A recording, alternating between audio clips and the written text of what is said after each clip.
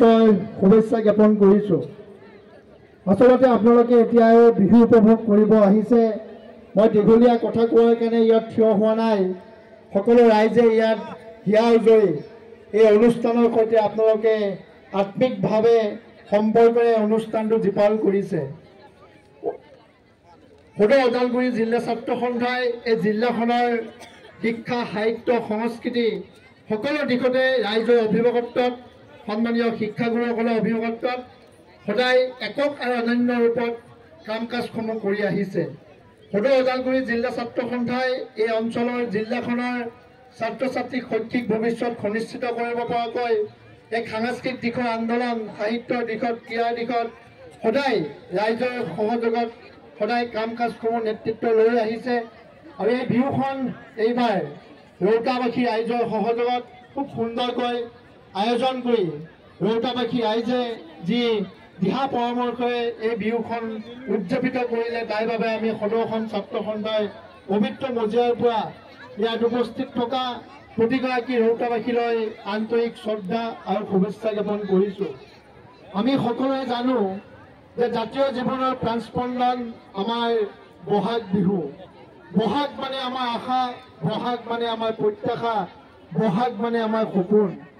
আৰু বহাগতে আমি সদায় সংকল্প লওঁ জাতিটোক আগুৱাই নিয়াই, আমাৰ ছাত্ৰ ছাত্ৰী শৈক্ষিক ভৱিষ্যত সুনিশ্চিত কৰিব পৰাকৈ আমি কি কাম কৰিম, সাংস্কৃতিক দিশত আমি কি ধৰণে আগুৱাই যাম, ছাত্ৰ ছাত্ৰীসকলে নিজৰ লক্ষ্যস্থানত কিদৰে উপনীত হ'ব, সেয়ে সময় হৈছে এইটো বহাগ। আৰু সেই বহাগতে আমি ঠিক কৰি ল'বই লাগিব, আমি স্পষ্টভাৱে আমি আগুৱাই যাবই লাগিব যে বহাগতে আমি জাতিটো আগুৱাই নিয়াৰ কাৰণে সংকল্প ল'ব লাগিব। বিভিন্ন জাতি জনগোষ্ঠীৰ মিলনভূমিৰ এইখন অসম। এইখন অসমত আমি একতাই এনাজৰিলে যি বান্ধ খাই আছোঁ, সেই একতাই এনাজৰিলে বান্ধ খুৱাই থকাই কেনে আৰু সুদৃঢ় কৰাৰ কাৰণে আমি সদায় চেষ্টা কৰিব লাগিব। ইয়াত আজি কেন্দ্ৰীয় ৰঙালী বিহু আৰু বিভিন্ন জনগোষ্ঠীয় সাংস্কৃতিক সমাৰোহৰ আয়োজন কৰিছে। ই এটা আমাৰ বাবে ইতিবাচক, কাৰণ এটা জাতি যেতিয়া আগুৱাই যাবলৈ হয় তেতিয়া বিভিন্ন জাতি জনগোষ্ঠীয়ে একত্ৰিতভাৱে আগুৱাই গ'লেহে নিজস্ব অসমীয়া জাতিটোৱে আমাৰ আগুৱাই যাব। আমি সকলো জাতি জনগোষ্ঠী একত্ৰিতভাৱে আগুৱাই যাব লাগিব। সকলো জাতি জনগোষ্ঠীৰ সাংস্কৃতিক বৰপথাৰ এখন চহকী কৰিব লাগিব, তেতিয়াহে আমি আগুৱাই যাবলৈ সক্ষম হ'ম।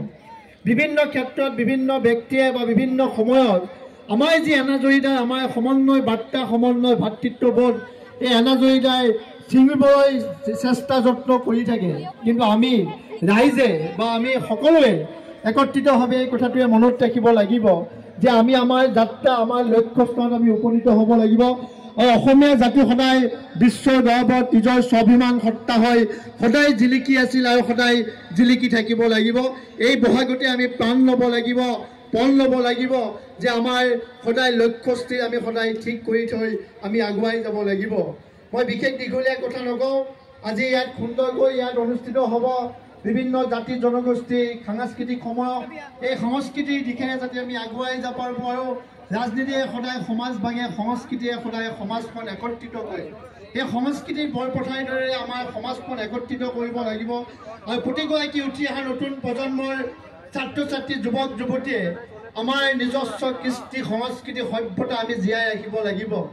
আমাৰ নিজৰ কৃষ্টি সংস্কৃতি সভ্যতা কোনেও কেতিয়াও জীয়াই নাৰাখে। আমাৰ নিজে নিজৰ কৃষ্টি সংস্কৃতি সভ্যতা জীয়াই ৰাখিব লাগিব।